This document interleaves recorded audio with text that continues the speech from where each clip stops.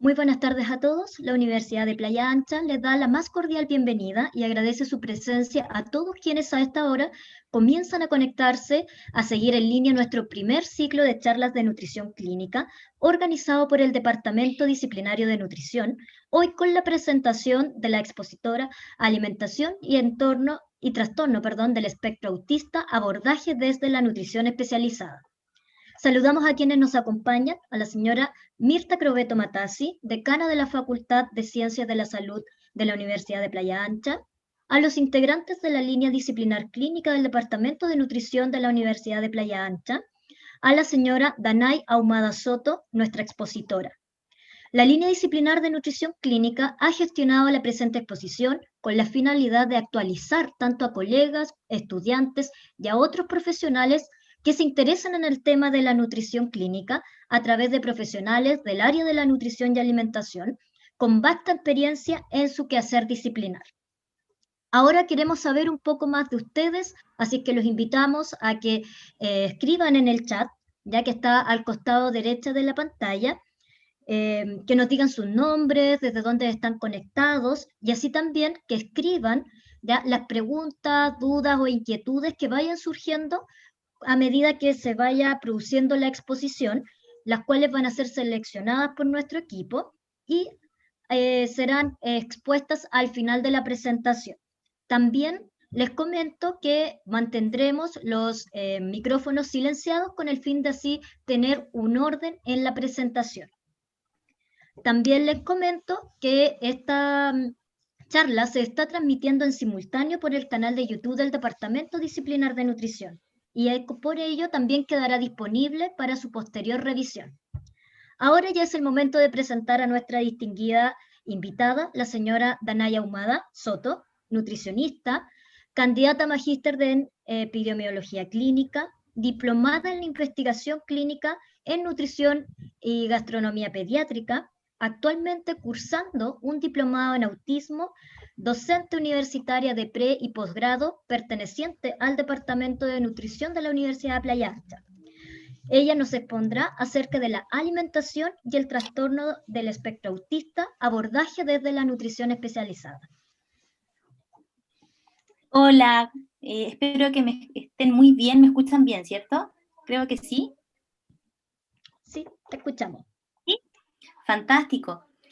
Les doy primero muchas gracias por la invitación, muchas gracias Natalia, muchas gracias a todas las personas que están organizando este ciclo de charlas, que están demasiado interesantes. Tengo el placer de presentar esta charla hoy, pero sé que también hay otros colegas que entregan otro tipo de información que es muy relevante. El día de hoy voy a abordar lo que es lineamientos principales en trastorno de en lo que es abordaje de nutricional en trastorno del espectro autista. Les voy a pedir, por favor, que cada uno apague su micrófono y apague la cámara, porque es la única forma que tenemos para que una mejor experiencia en la presentación, ¿ya? Si van teniendo dudas, les sugiero que las dejen anotadas en el chat, porque va a haber un espacio al final de la presentación donde se van a resolver esas dudas. Insisto, por favor, apaguen sus micrófonos para que no genere un eco y tengamos una mejor calidad de presentación.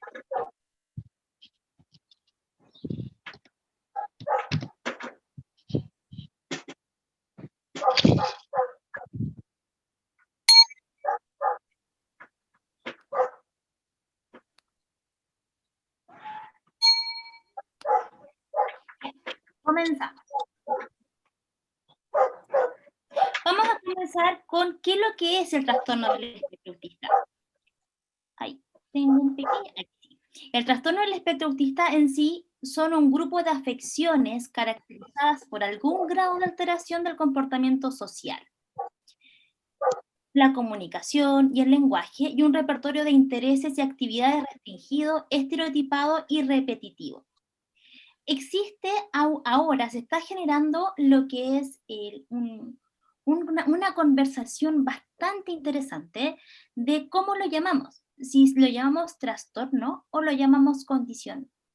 varias agrupaciones y varias organizaciones y grupos de expertos han comentado que es mucho mejor que se mencione como condición del espectro autista, ya que cuando hablamos de trastorno tendemos a pensar que es una patología.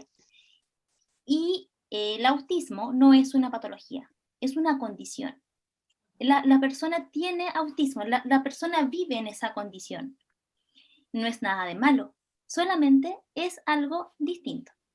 Y ni siquiera distinto, sino que es algo sino que la condición del espectro autista ve el mundo de una forma distinta a la que podemos verla en las personas neurotípicas. Pero en ningún caso es una patología.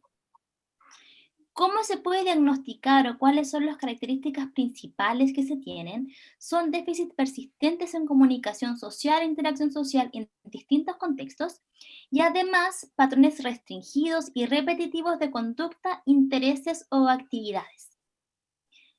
Estos síntomas o estas características se presentan siempre en la niñez. Ahora, podemos encontrar a personas adultas diagnosticadas como dentro del trastorno del espectro autista o dentro del espectro, ya adultas, pero si se hace ese recordatorio, las personas desde pequeñas estaban dentro del espectro. También estos síntomas o estas condiciones limitan e interfieren en el funcionamiento diario.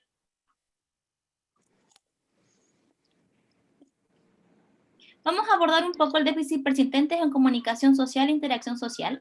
¿Por qué lo vamos a abordar? Porque es muy importante reconocer que la persona con condición del espectro autista tiene características que son diferentes. Por lo tanto, el abordaje nutricional y el abordaje como profesional de la salud debe estar a la altura a las necesidades de las personas.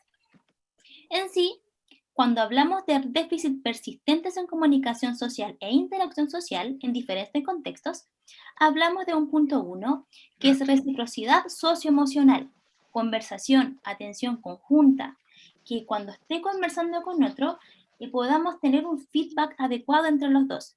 Y en las personas con condición del espectro autista puede que no se presente o se presente de manera alterada.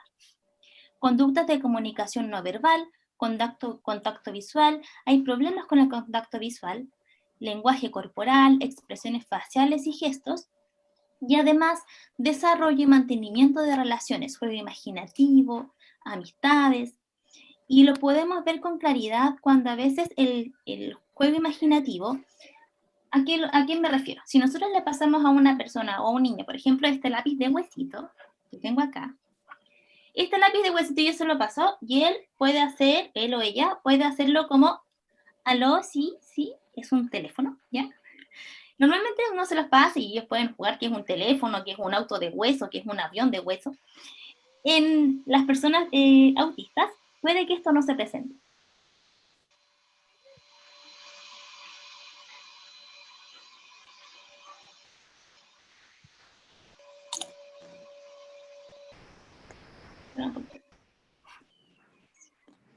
Además de esto, dentro de las segundas características principales, macro características, tenemos que hay patrones restringidos y repetitivos de conducta, intereses o actividades.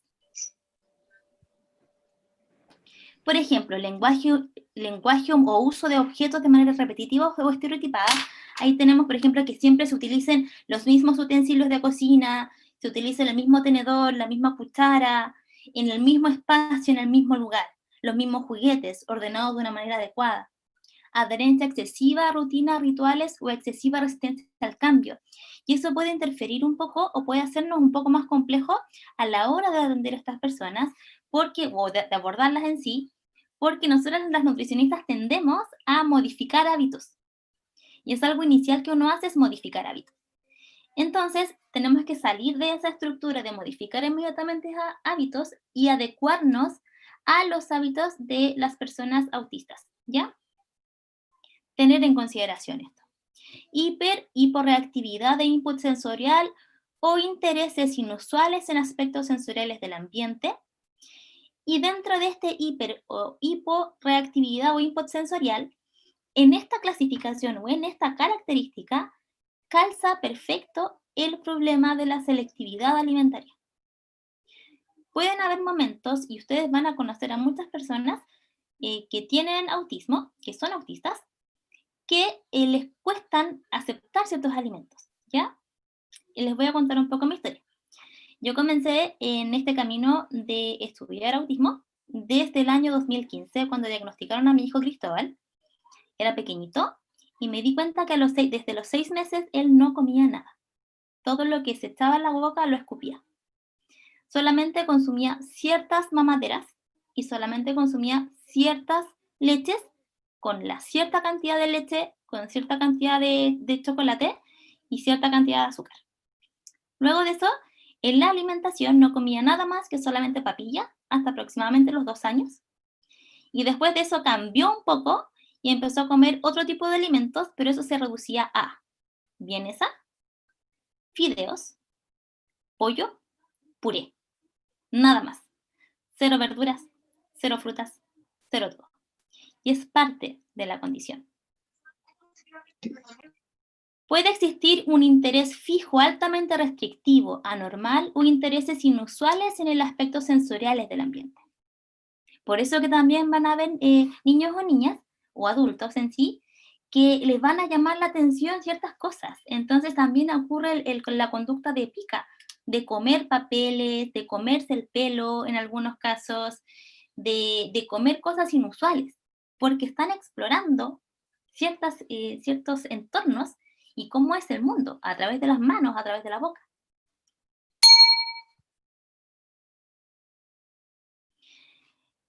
Esta imagen es bastante interesante porque no hay una cara de espectro autista. No hay una cara que tú puedas decir, ay, mira, esa persona o ese hijo o ese niño o ese niño o ese adulto no tiene cara de autista. No hay cara, porque es un espectro, es un abanico, es un paraguas. Y bajo ese paraguas tenemos a muchas personas que son distintas. Y cada uno es un individuo que tiene sus gustos, sus necesidades, sus características emocionales, individuales.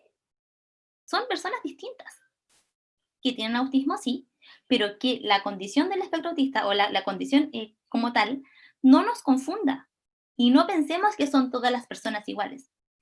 Y quiero terminar eso porque también tenemos que entregar una nutrición personalizada e individualizada, según la característica que tenga cada uno de los individuos.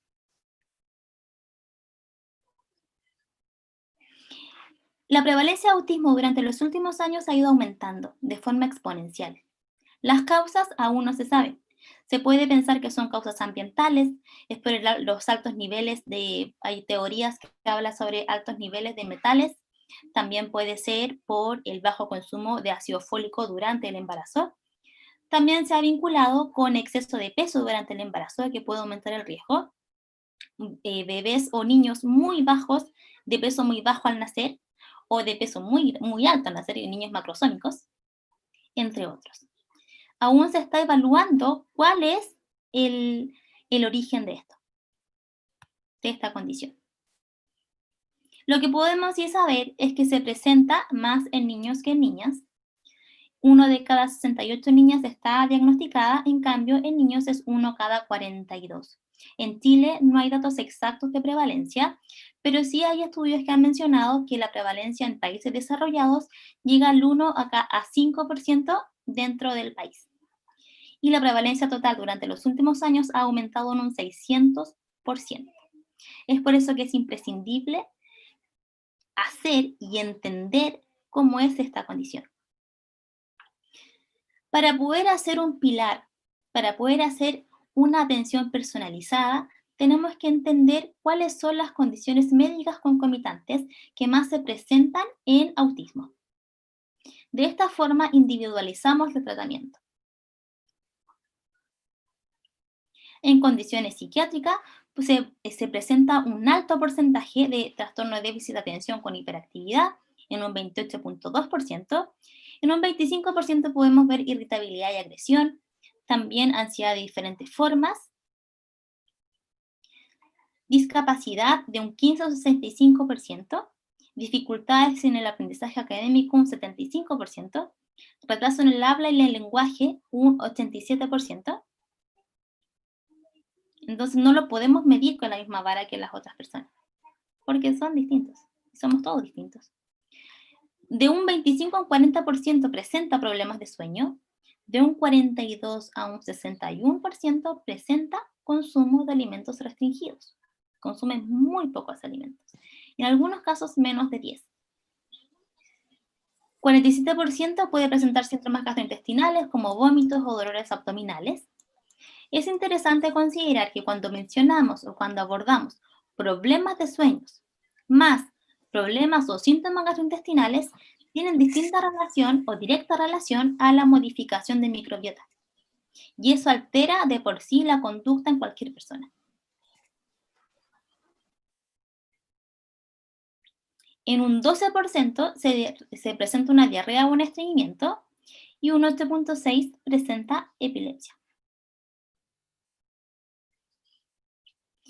Y aquí un autor que se llama Dueñas habla y menciona que el problema con las intervenciones dietéticas es que se hacen a nivel general para todas las personas con TEA. Y eso se ha mantenido durante muchos años. Pero ya no lo podemos hacer así. Pero ¿cuáles son las más usadas? ¿Cuáles son las dietas más usadas y su nivel de evidencia? Las más usadas se presentan dos. Primero, el régimen o la dieta que es libre de gluten y caseína. Se ha entregado durante muchos años. La teoría que la sustenta es la del exceso opioide, donde el gluten y la caseína no pueden ser digeridos de manera adecuada, traspasan la barrera intestinal, traspasan la barrera hematoencefálica y se anidan y enganchan en los receptores opioides en el cerebro. Eso es una teoría y durante muchos años se entregó esta dieta a todas las personas que tenían autismo. Pero dentro de la duda, también se han hecho muchas investigaciones para poder evaluar si esa dieta en sí es efectiva, como para entregarla a todo el mundo de manera como general. Se hicieron distintos estudios y les voy a presentar solamente algunos. Todos los estudios doble ciego realizados hasta la fecha, Elder 2006, He-Man 2016, Navarro 2015, Usponegoro 2015, excepto uno, han mostrado resultados negativos después de una dieta libre de gluten y caseína. Es decir, no se encontraron diferencias entre la dieta libre de gluten y caseína y la dieta control.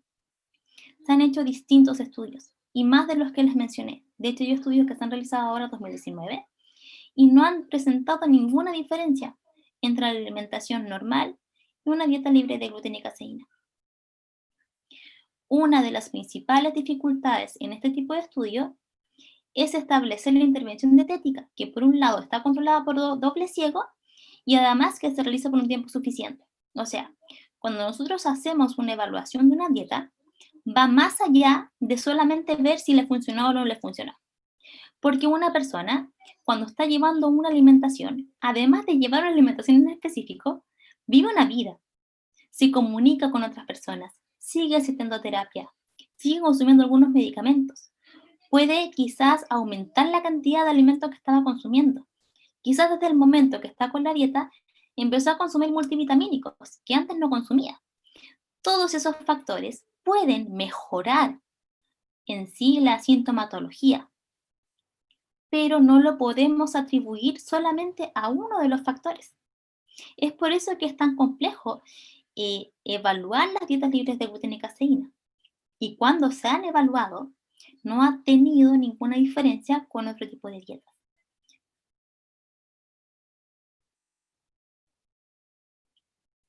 ¿En qué caso se puede presentar esta dieta? Claro que se puede entregar, o claro que se ha recomendado entregarla. Primero se debe evaluar la sintomatología gastrointestinal en el primer control para descartar enfermedad celíaca o sensibilidad al gluten. Como ya sabemos, las personas que se han visto más beneficiadas con este tipo de dieta son las personas que tienen alergia a la caseína o también las que tienen sensibilidad al gluten o tienen enfermedad celíaca. ¿Se puede presentar en personas con TEA? Claramente que se puede presentar, pero debemos evaluarlo de forma individualizada en cada una de las consultas. ¿Qué pasa si yo no lo evalúo y si yo quito la dieta libre de gluten y caseína? Puedo estar entregando quitando nutrientes o puedo estar ocultando sintomatología. Para una persona que podría ser diagnosticada con sensibilidad al gluten o con enfermedad celíaca, lo estoy ocultando y puedo tener complicaciones después. No nos estamos asegurando de que pueda ser así. Sí se puede entregar, claro, con una asesoría profunda, posterior a un diagnóstico.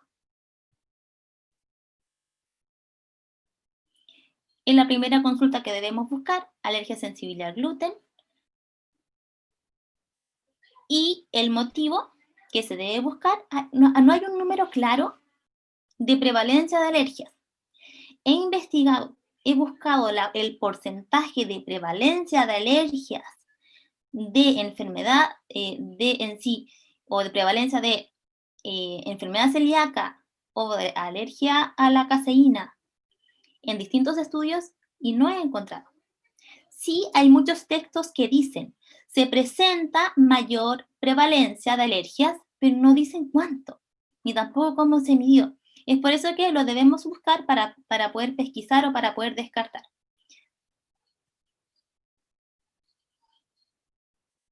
¿Qué hacer si se presenta? ¿Qué hacer si se diagnostica? Se debe realizar dieta de exclusión considerando selectividad alimentaria y otras comorbilidades. Es en ese caso que nosotros podemos excluir. E incluso, algunos autores que son más conservadores solo recomiendan la dieta libre de gluten y caseína posterior al diagnóstico de alergia, intolerancia al gluten y o la caseína.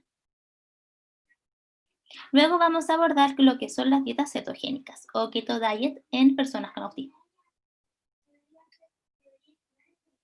¿Qué es lo que es la dieta cetogénica? Es una dieta rica en grasa, tiene distintas formas de poder entregarse. Cuando partió en aproximadamente 1920 y el primer artículo apareció publicado en 1921 para tratar lo que es epilepsia refractaria mediante un tratamiento no farmacológico. ¿En qué consiste? Se entrega un porcentaje muy bajo de carbohidratos para generar la cetosis, se entrega un porcentaje muy elevado de grasa, e incluso en algunos casos llega a un 80%, y el resto en proteínas. Ha sido prometedor en animales. Se mejoró significativamente la sociabilidad y la comunicación en ratones.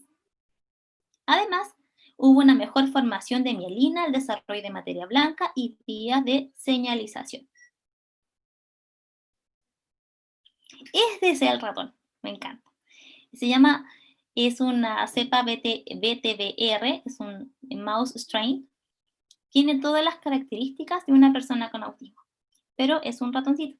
Entonces, en este ratón, hacen las evaluaciones de las distintas dietas, de distintos suplementos, entre otros. Y después primero se hace un experimento en ratones y luego se trata en humanos.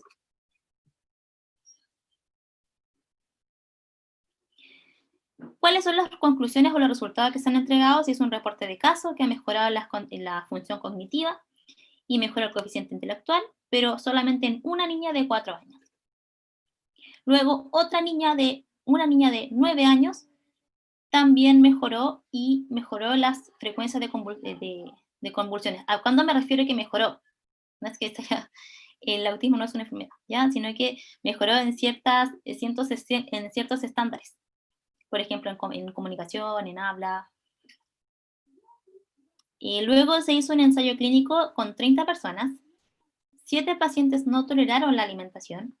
5 personas la descontinuaron, no la pudieron seguir. 2 personas mejoraron significativamente en los distintos parámetros y 8 pacientes hubo una mejoría promedio y 8 sin ninguna mejoría significativa. O sea, no hubieron conclusiones de ese ensayo clínico tampoco.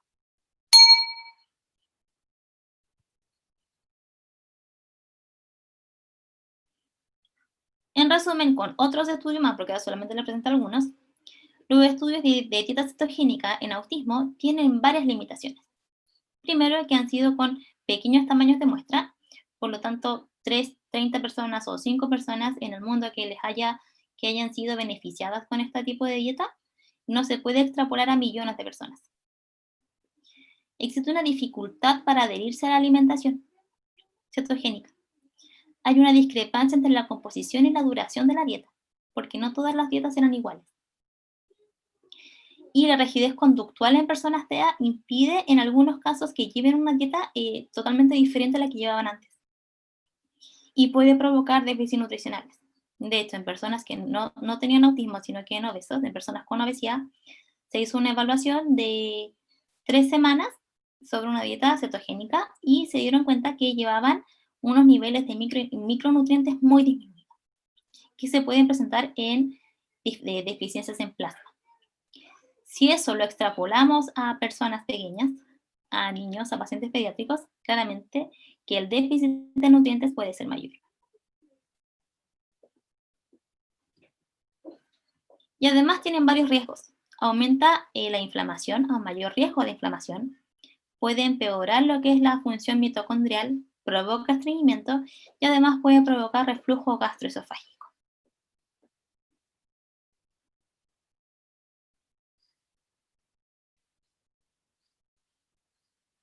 También otra forma de abordarlo hasta el momento es mediante suplementos vitamínicos. ¿Por qué se entregan suplementos vitamínicos? Porque en sí en costo han sido muy bajos, tienen un bajo costo, lo pueden encontrar en cualquier lugar, no necesitan prescripción médica y además son de fácil consumo. Estos pueden administrarse de manera temprana y prolongada en niños pequeños y adicionalmente, como ya les comenté, son seguras, económicas y efectivas. Hay evidencia, sí hay bastante evidencia que menciona que en sí entregar suplementos para poder regular niveles plasmáticos de distintas vitaminas puede mejorar la conducta en personas con TEA. Pero aún se sigue estudiando si es que dar sobredosis de vitamina puede ser efectivo. Hace muy poco, hace agosto 2020, hace un pocos meses atrás, no la alcancé a incluir acá, salió una publicación sobre entregar vitamina D en personas con TEA. Y claro que mejoró varios patrones. Pero esa suplementación de vitamina D también puede ser por baja ingesta y porque un alto porcentaje de población mundial tiene déficit de vitamina D. ¿Funciona? ¿Sirve? Claro que sí. Pero como a cualquier otra persona que consume normalmente una alimentación balanceada.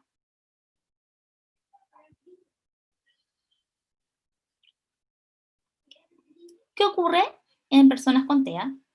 Que hay un déficit, por lo menos en un 60 o un 90% de la población, déficit de vitaminas y minerales por una alimentación limitada. Tenemos déficit de vitamina D, vitamina B6, B12, ácido fólico, folato, calcio, magnesio, hierro y zinc. Entonces es imprescindible tenerlo en consideración cuando nosotros vayamos a atender a una persona con TEA. ¿Por qué? Porque si evidenciamos selectividad alimentaria, tenemos que alertarnos y ver ya.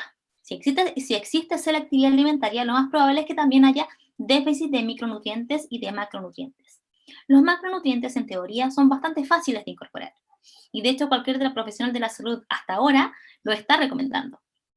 Además que a veces no debería ser así, pero se está haciendo igual. Pero en micronutrientes siempre se dejan de lado. Y los micronutrientes son esenciales para el crecimiento y desarrollo de la población pediátrica. Por lo tanto, debemos considerarlo como punto principal en el abordaje nutricional. Niveles de folato y de otros minerales se correlacionaron positivamente con las puntuaciones de escala de desarrollo de Gessel, que determina el nivel de desarrollo de la conducta en distintas áreas. O sea, a menor nivel plasmático de vitaminas y minerales, peor puede ser la conducta.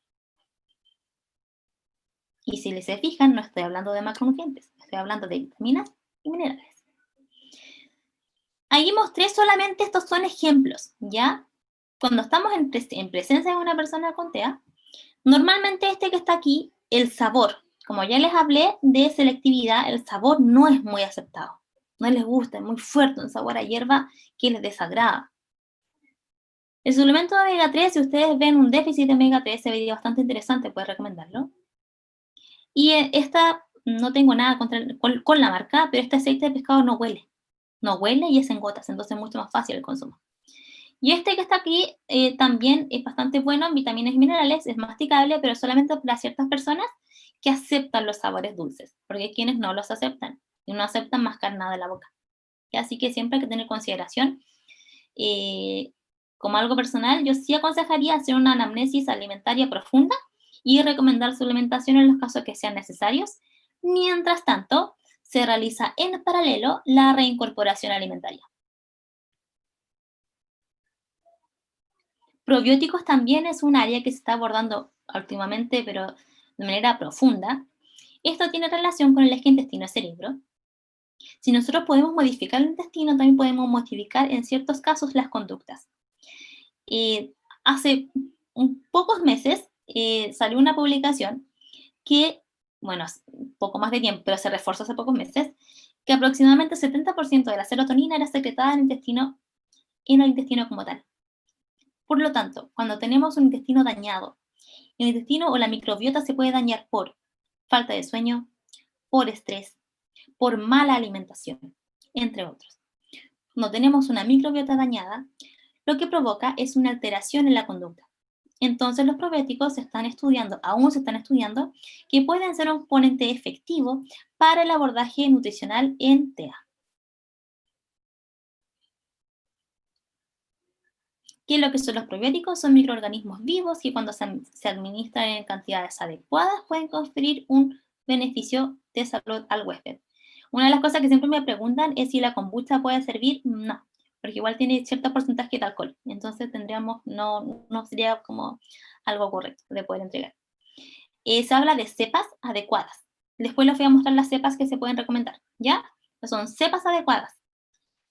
Tipos de suplementos adecuados. No es comprar un probiótico y ya, y lo consumo y listo. No es cualquier probiótico. Los probióticos que se están estudiando, y recién se están estudiando, que han tenido algunos resultados, son las cepas que les voy a mostrar después. Lo importante de estos probióticos es que al consumirlo pueda sobrevivir a las defensas antibacterianas naturales del aparato digestivo. Si sobreviven y llegan a su lugar de acción, podemos recomendarlo. Las características es que estas no colonizan de forma permanente, sino que solamente ejercen el efecto mientras nosotros los vamos consumiendo. ¿Qué se recomienda siempre? El consumo de probióticos de cepas adecuadas y para personas adecuadas de forma individualizada. Deben ser durante primero un mes para poder evaluar la conducta. Si nos funcionó, en realidad si nos funcionó, no es como si mejoró la conducta, sino que si la aceptó en gusto, en olor, en sabor, si se pudo consumir la pastilla, porque vienen en cápsulas, algunas vienen en polvo, y algunas vienen en gotas. Entonces ahí tenemos que elegir la mejor. Y luego, si vemos que en sí la está consumiendo, podemos continuarla por 3 meses. No se puede, y luego de 3 meses tenemos que cambiar la cepa, porque si no, no ejerce el efecto que debería ejercer en la microbiota si mantenemos la cepa por más de 3 meses. Se cambia la cepa y podemos continuar por otro tiempo más.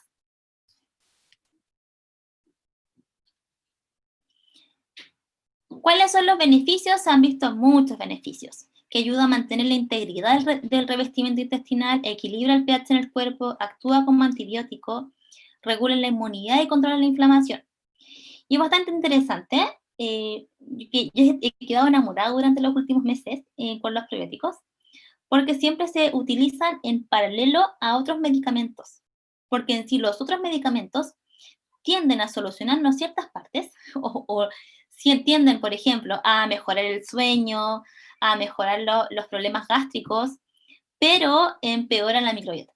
Entonces, siempre con medicamentos en paralelo con probióticos, estamos súper bien. Se han visto muy buenos efectos.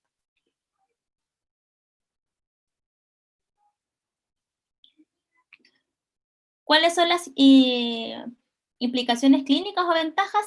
Se ha visto un potencial de mejorar los síntomas gastrointestinales y síntomas como más conductuales en personas con TEA. ¿Y cuáles son las limitaciones? De que hasta el momento no hay un suficiente número de estudios eh, para poder decir a ciencia cierta los efectos que pueden traer. Lo positivo de esto es que no se han visto problemas como por ejemplo en las otras dietas de exclusión. En el caso de la dieta de exclusión de libre de gluten y caseína, se han visto problemas de densidad ósea, déficit de vitamina D, por ejemplo. Y en la dieta cetogénica se ha visto que puede generar reflujo, estreñimiento, en cambio con los probióticos no. Entonces, yo aconsejaría que se puede usar dentro de la práctica clínica según los estudios que han aparecido en los últimos años. Ninguno ha presentado o no se ha presentado ninguna serie de casos o algún reporte que hable sobre alguna condición crítica, entendiendo que serían bastante seguros. ¿Cuándo entregar probióticos? Cuando se sufre estreñimiento crónico.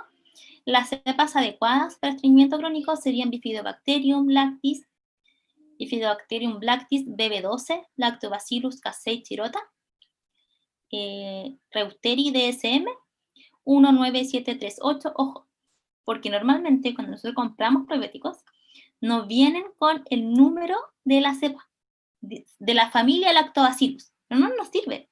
Tenemos que fijarnos que sea la cepa adecuada. Y también se ha visto muy buenos efectos en dolores abdominales que no sabemos su origen, o no sabemos por qué se presentan esos dolores abdominales. ¿Cuáles son las cepas? Las cepas Lactobacillus rhamnosus y Lactobacillus reuteri. Es interesante siempre para los dos anteriores aplicar lo que es la escala de Bristol y evaluar la forma de las heces y la periodicidad que se entrega a esta. O sea, que van cada cuánto tiempo ellos pueden defecar, si es con dolor, y el número de Bristol o número de la escala que se presenta. Y luego de eso podemos dar, ¿sabes qué? En realidad presenta estreñimiento o presenta deposiciones líquidas, y ahí uno va entregando las indicaciones adecuadas según cada caso. El efecto de la suplementación con probióticos, ahí tenemos las distintas cepas que se han estudiado, las que ya les mencioné, Lactobacillus plantarum, Lactobacillus de Bifidobacterium, Streptococcus, Acidophilus rosell. Se fijan, las que siempre se mencionan son las Rhamnosus, las Lactobacillus plantarum y las Lactobacillus acidophilus. Esas son las que se han estudiado durante los últimos años. Ahora, esto es solamente imagen de referencia, no es que los esté sugiriendo, es solamente porque llama la atención. ¿Por qué llama la atención? Si se fijan, este que está aquí viene en gotas, y las gotas siempre son mucho más aceptadas que las cápsulas. Recordemos que la sensibilidad está mucho en la boca, entonces podremos tener complicaciones en que los acepten, y en cambio las gotas es mucho más fácil de aceptar. Y esta que está aquí son cápsulas. Las cápsulas son un poco más complejo que las aceptan. Entonces ahí tenemos que, no es todos igual, entonces siempre tiene que ser una evaluación individualizada, ¿ya? Y me encanta mostrar esto porque a veces cuando tendemos a entregar la información, uno quiere que le digan cuándo, cómo, dónde y por qué. Y eso nos hace ver solamente una parte del bosque. Porque te centras en un solo síntoma, en una sola condición. Y no nos podemos entrar en una parte del bosque. Para hacer una atención nutricional adecuada, especializada e individualizada, debemos ver el mapa completo desde arriba y ver cada una de las características que tiene el usuario, que tiene la persona, cuál es el entorno familiar, cuáles son sus gustos, sus necesidades, y luego de eso podemos entregar una indicación alimentaria.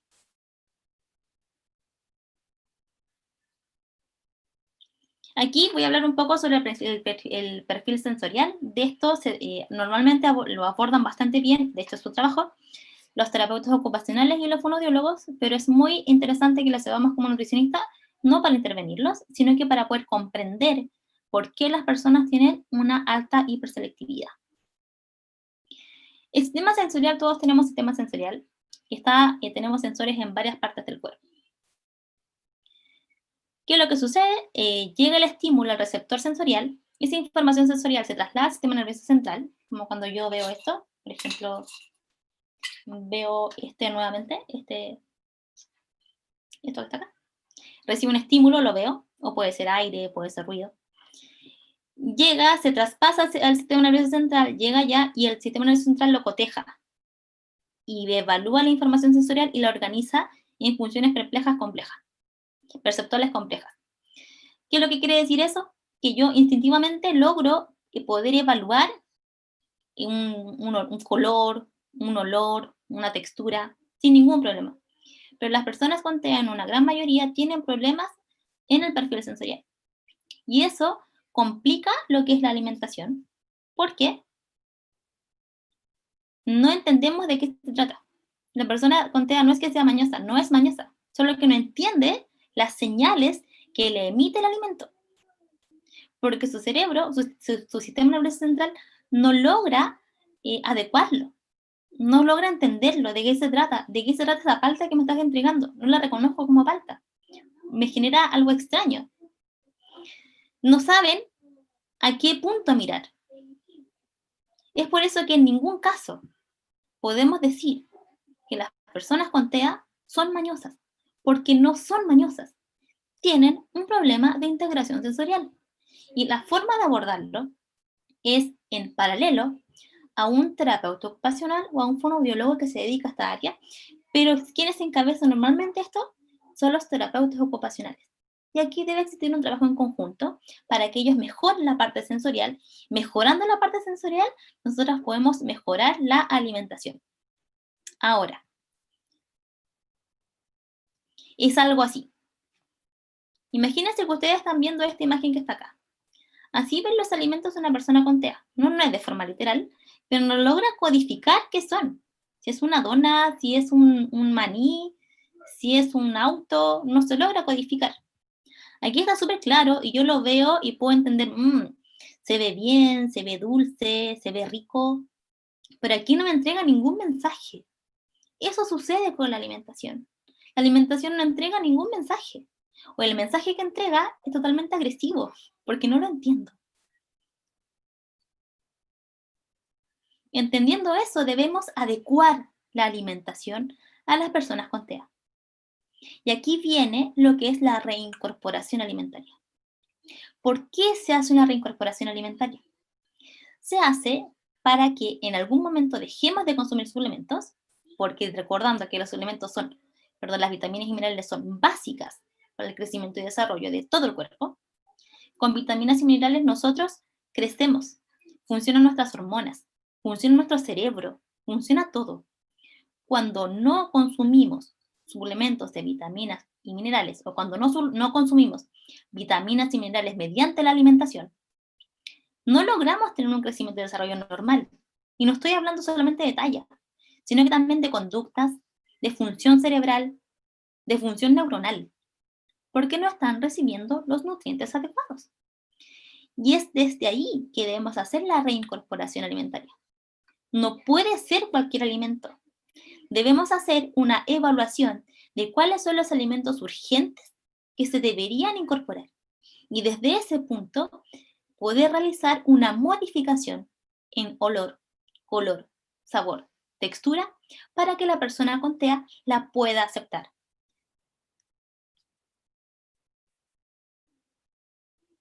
¿Qué podemos hacer nosotros? Primero, asegurarnos de que la persona con TEA esté consumiendo la cantidad adecuada de vitaminas y minerales, porque se presenta un déficit de nutrientes. Este déficit de micronutrientes genera biomarcadores de mayor estrés oxidativo y capacidad de metilación alterada a raíz de una alteración de nutrientes. Y todo esto contribuye al desarrollo y manifestación clínica del autismo. Y no nos estamos preocupando de las vitaminas y minerales. ¿Por qué? El 69% no está dispuesto a probar nuevos alimentos y un 46% tiene rituales en sus hábitos de alimentación, que va a consumir siempre lo mismo, en el mismo lugar, a la misma hora. Nuestra alimentación y nuestra forma de entregar las indicaciones deben estar adecuadas a las necesidades del niño o de la niña a nivel sensorial, olor, color, sabor, textura, el orden adecuado. Si nosotros conocemos una persona que le gusta que esté todo en forma cuadrada, le daremos los alimentos en forma cuadrada. Si le gusta que esté todo en círculo, le daremos los alimentos todo en círculo, o que estén todos blancos, o que tengan una textura crocante. Nosotras y nosotros, como profesionales de la salud, debemos adaptarnos a ellos mientras se hace un proceso de integración sensorial con el profesional adecuado para eso. Y nosotros nos encargamos de la otra área, que es de evaluación, que es de crecimiento y desarrollo, que es de entregar una cantidad adecuada de nutrientes, que es de entregar una alimentación adecuada a sus comorbilidades. Y además, cuando entreguemos las indicaciones, debemos fijarnos en los hábitos de alimentación, horas en que se entrega la comida, e idealmente mantenerlas con quién come, cómo come, existe un ritual, tú le cantas una canción para que eso suceda, cómo está durmiendo, recordando que el dormir influye de forma directa en la alimentación.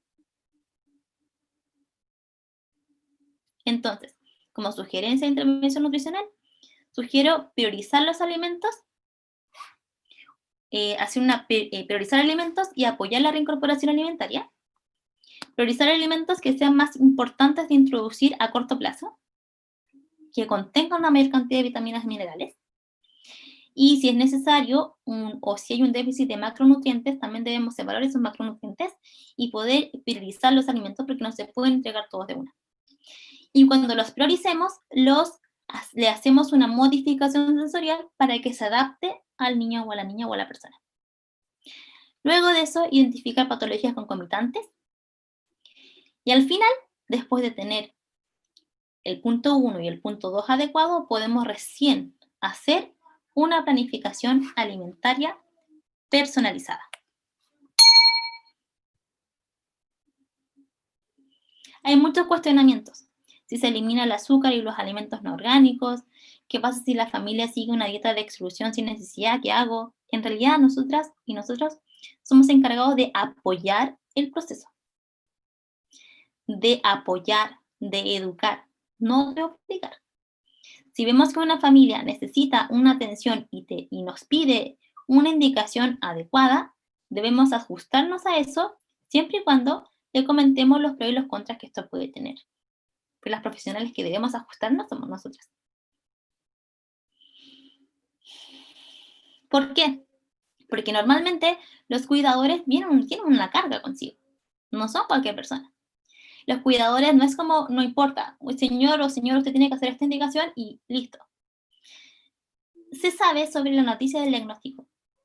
¿Y el trato con los cuidadores debe ser el mismo que con los otros pacientes pediátricos? No, no puede ser el mismo. Debemos tener empatía y comprender el proceso que vive cada una de las familias.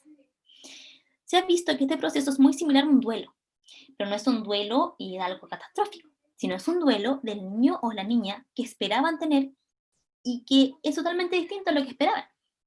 La expectativa es distinta. Entonces, debemos comprender eso, adecuarnos en qué etapa se encuentra y desde ese punto de vista pararnos y entregar indicaciones adecuadas y contextualizadas y aterrizadas, con empatía.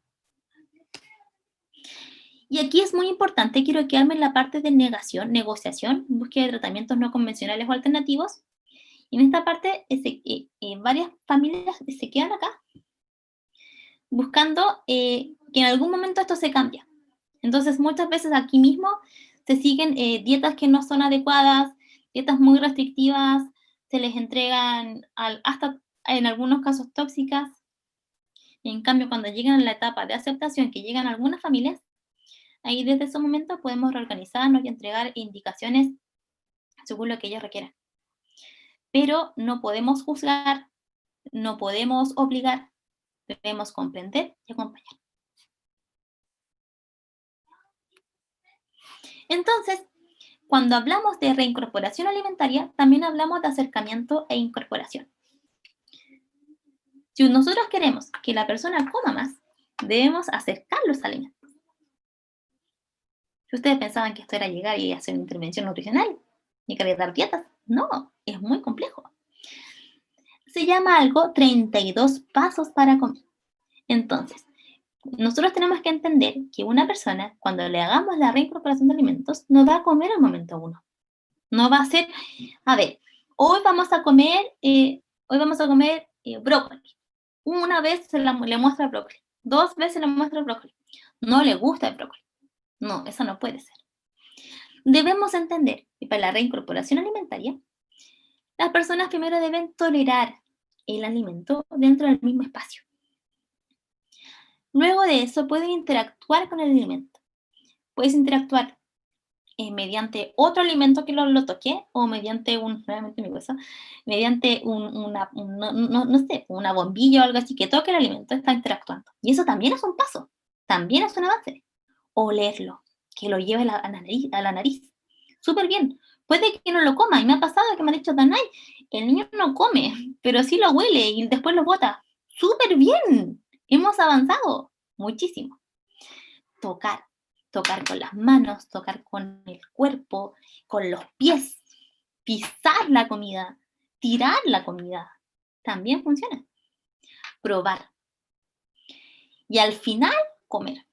Y aquí, pero para llegar acá primero, debemos haber pasado por cada una de estas escalas. Y pasar por todas estas escalas puede ser un proceso lento, pero seguro.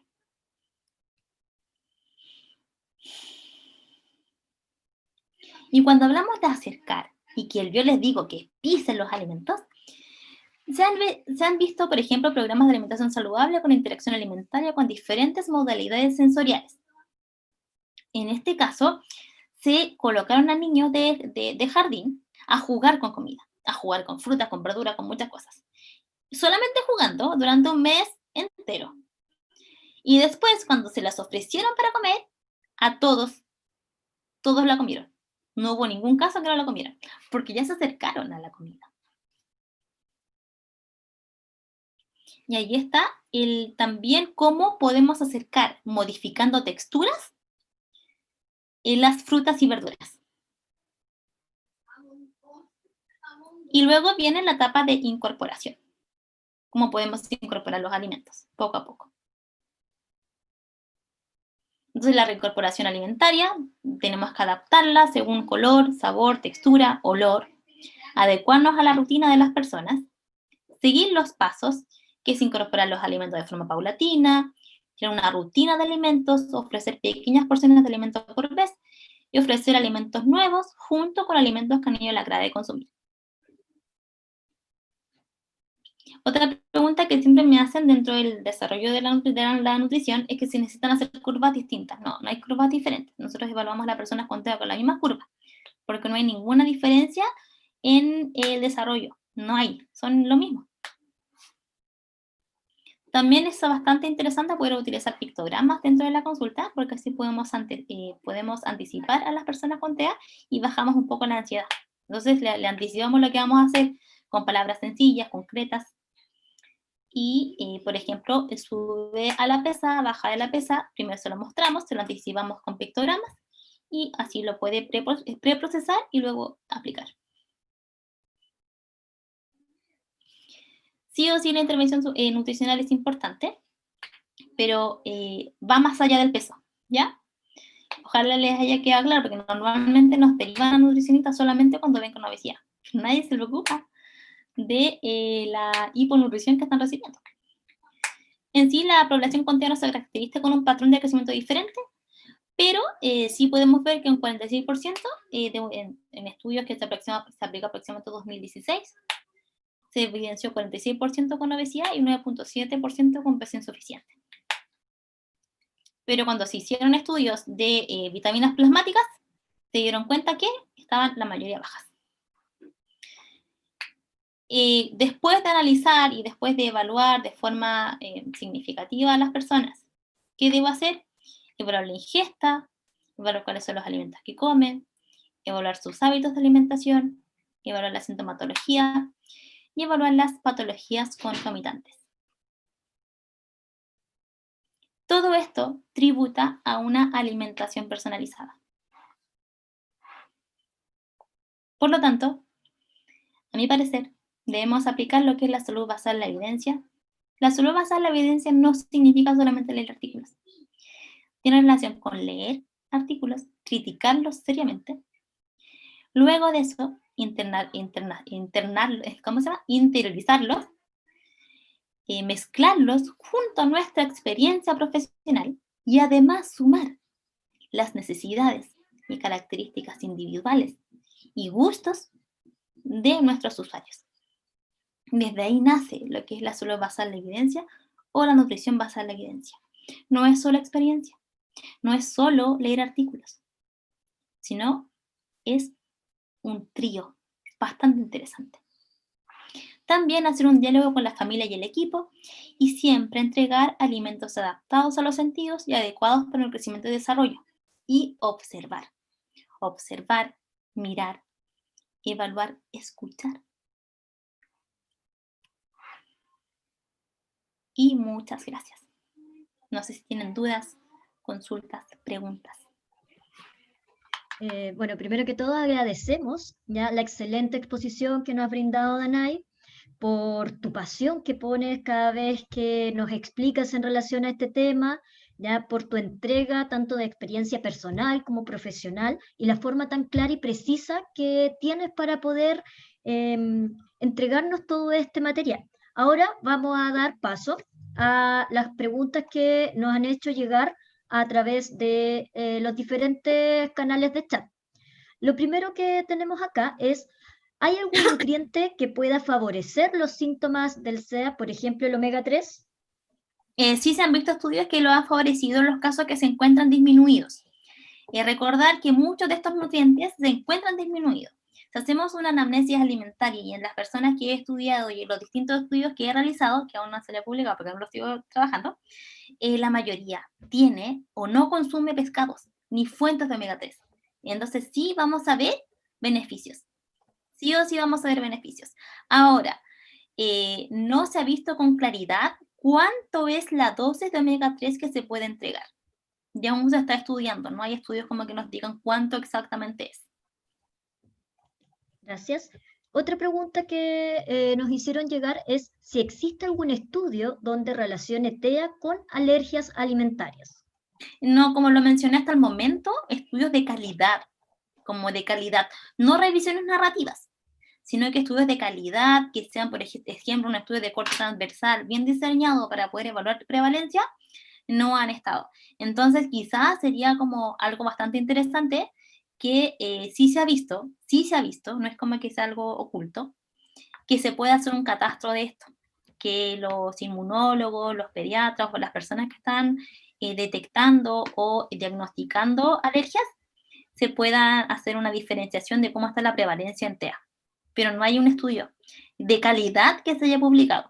Sí, ustedes pueden encontrar en diversas páginas y quizás algunos como experiencias personales o experiencias grupales, pero no algo como estipulado, establecido. ¿Ya? Otra pregunta que nos dejaron es si podemos con la alimentación mejorar síntesis de neurotransmisores que mejoren función ejecutiva en déficit atencional como comorbilidad de SEA. Sí, o sea, lo que se hace ahí, siempre nosotros tenemos que enfocarnos en cómo está el consumo del complejo de la vitamina B. Esto no es mágico, no es que la persona vaya a consumir vitamina B y vaya a mejorar toda la condición. Pero sí se ha visto que como están en déficit podemos incorporarlos dentro de la rutina y dentro de la suplementación si es que no está consumiendo alimentos que sean fuente de vitamina B. Y suele pasar muchísimo. Entonces, sí funciona. Ahora, hay distintas formas, no es que se vaya a curar de nada, pero sí puede mejorar la sintomatología. Muy bien. Otra pregunta es, ¿cómo se detecta cuando la microbiota está dañada? Con sintomatología, en sí, los que hasta el momento se está haciendo son exámenes. Exámenes que uno los envía a hacer a los pediatras y los gastroenterólogos son las personas que se encargan de realizar esos exámenes. De hecho, hace poco hubo un gastroenterólogo que hizo una charla, una exposición, y mencionaba que él trabajaba en Estados Unidos y que a veces le llegaban exámenes de Chile con ciertos patrones de microbiota que él nunca había visto. Entonces, como que yo se reí un poco, porque me mandan a hacer estos exámenes si aquí ni siquiera yo conozco estos bichos? Así, literal lo dijo. Así que yo prefiero como dejar esa parte a los expertos. ¿Cómo uno se da cuenta que la microbiota está alterada? A través de una anamnesis alimentaria como nutricionista. Por ejemplo, si te das cuenta que está durmiendo mal, que está consumiendo un exceso de medicamentos, que su alimentación no es balanceada, que saltan componentes, por ejemplo, de comida alta en carbohidratos y ultraprocesada, claramente podemos estar en presencia de una microbiota alterada.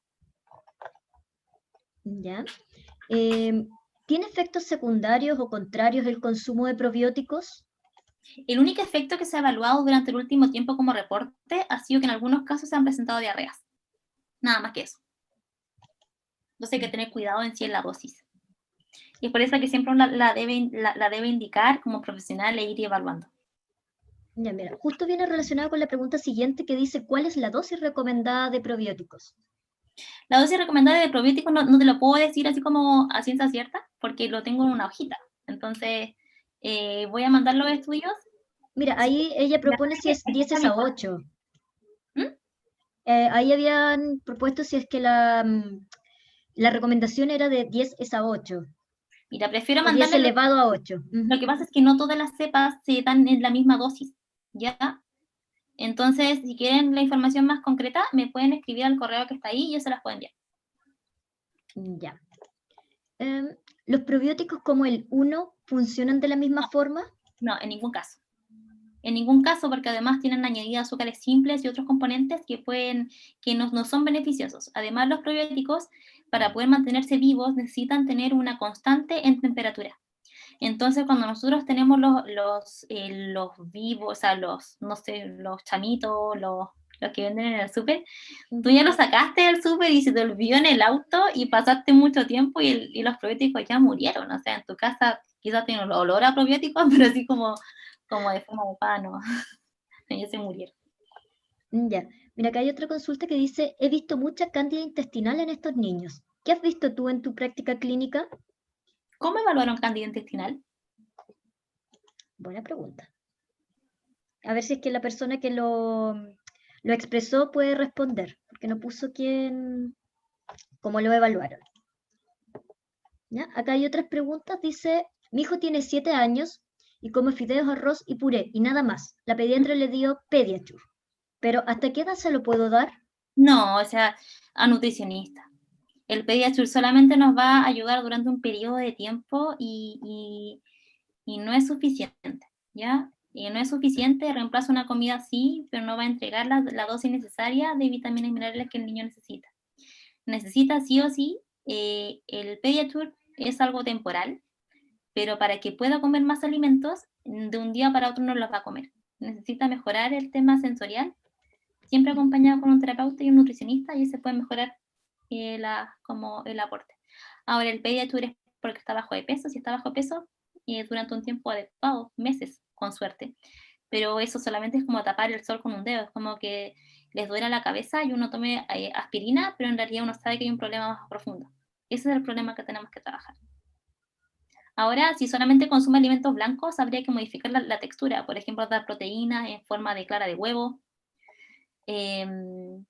hacer una reincorporación de alimentos, si a lo mejor le gusta el pollo, que toque el pollo, que juegue con pollo, darle en trozos pequeños, el pollo blanco, en agua, porque si le gustan esos alimentos, claramente le gustan los alimentos blancos, evaluar qué textura les gusta, y ahí la imaginación puede ir floreciendo.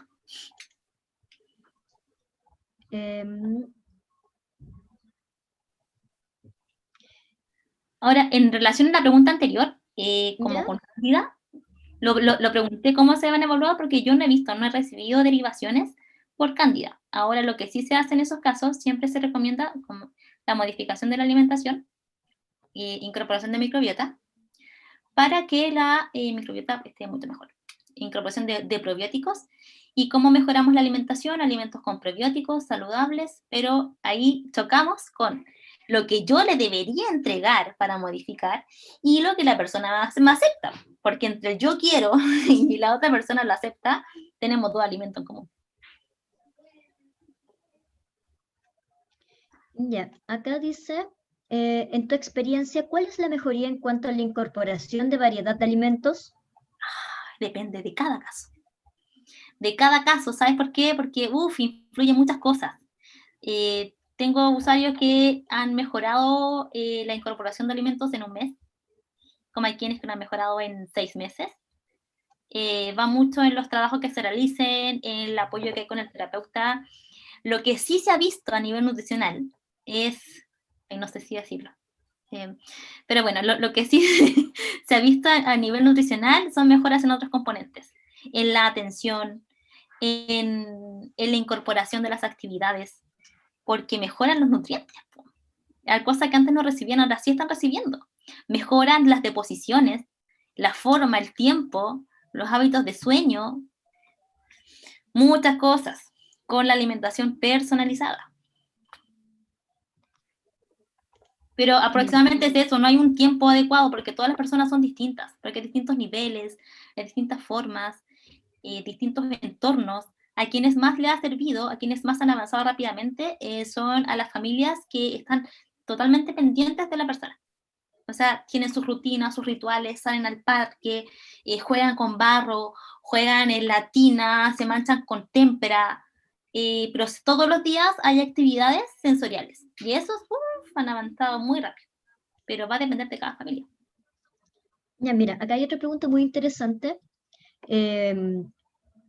Dice, soy una persona con autismo y tengo muchas alergias alimentarias y casi todo me da asco.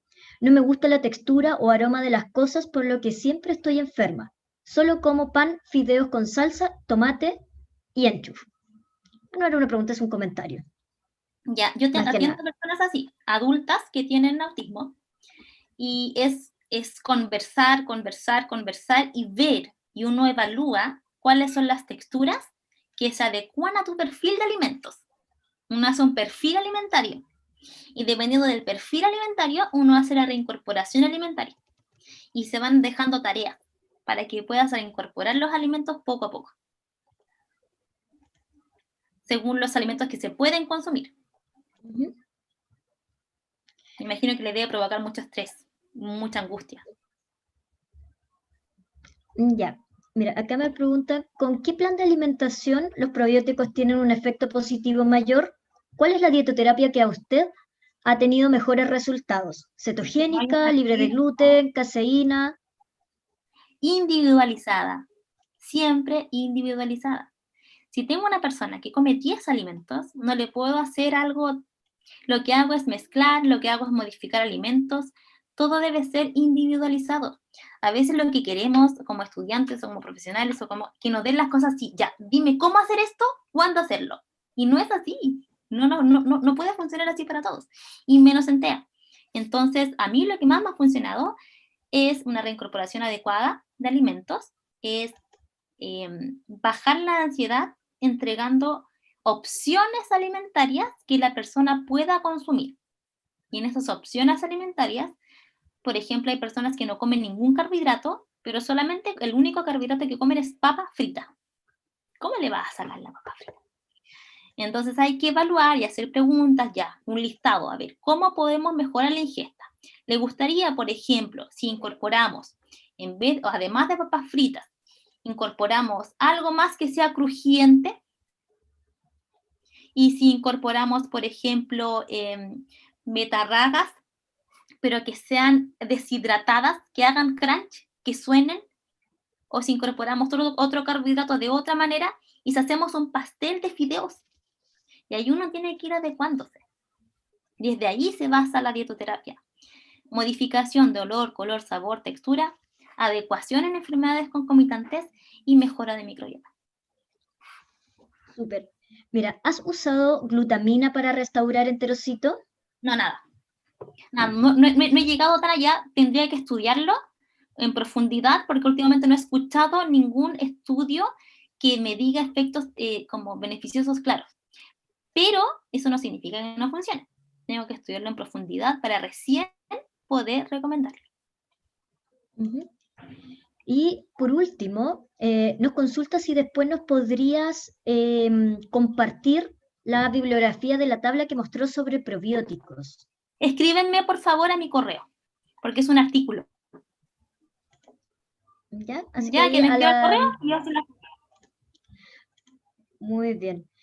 Ya, ahora por un tema también de tiempos, vamos a agradecer ya la gentileza que ha tenido Danay de poder darnos esta exposición, ya de participar con nosotros, de responder todas nuestras preguntas, así como también al Departamento de Nutrición, a su línea disciplinar de nutrición clínica que organizó esta actividad, ¿ya? Y por supuesto a la invaluable presencia de todos y cada uno de ustedes. De esta manera estamos dando por finalizada la primera charla de este ciclo y los dejamos cordialmente invitados para el próximo jueves 5 de noviembre a las 18:30 horas con la charla de la nutricionista Sandra Lara con el tema de estándares para el soporte nutricional en el paciente adulto hospitalizado. ¿Ya? Que tengan todos unas muy buenas tardes y muchas gracias por su participación. Gracias.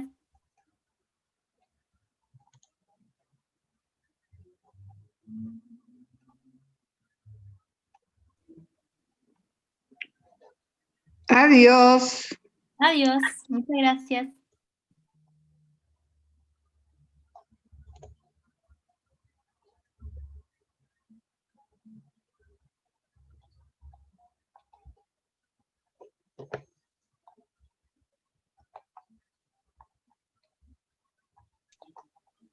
Tienes muchos agradecimientos, Danay, en el chat, por si acaso. No, muchas gracias a todas las personas que están. Estaba leyendo que sobre la glutamina, que Karen Spencer había mencionado que es de nutrición ortomolecular. Creo que ellos han estudiado mucho lo de las vitaminas en altas dosis. Son un poco de miradas diferentes, pero no significa que una sea mejor que la otra. Creo que los estudios que ellas han hecho son invaluables. Voy a tener que estudiar más lo que es la glutamina en específico.